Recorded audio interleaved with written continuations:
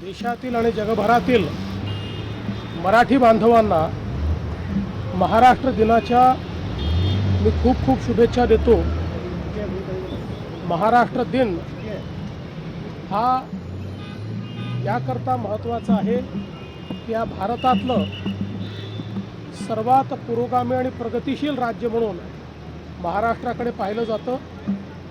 छत्रपती शिवाजी महाराज आणि भारतरत्न डॉक्टर बाबासाहेब आंबेडकर यांनी दाखवलेल्या मार्गावर चालणारा हा महाराष्ट्र निरंतर भारताच्या विकासामध्ये सर्वात महत्त्वाची भूमिका पार पाडतो आहे, याचा आपल्या सर्वांनाच अभिमान आहे। आणि या महाराष्ट्राला असंच सातत्याने पुढे नेत राहायचं हाच आमचा निर्धार आहे।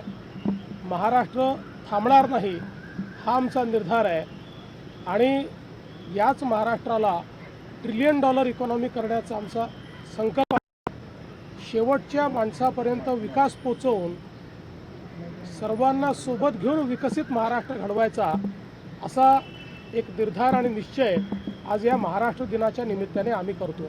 महाराष्ट्र दिनानिमित्त जनतेला काही गिफ्ट मिळणार आहे का? कारण असं कळतंय की लाडक्या बहिणीचा हप्ता सुद्धा देतोय आणि 100 दिवसांचा तुम्ही उपक्रम दिला होता मंत्र्यांना, प्रत्येक विभागांना, त्याचा सुद्धा निकाल येतो। जो 100 दिवसाचा उपक्रम दिला होता त्याचा निकाल येतो आहे। त्या निकालाची वाट बघा आणि तो निकाल सगळ्यांपर्यंत पोचवा। पूर्वीचा महाराष्ट्र कणखर राहिलाय का असा सवाल सामनातून केला।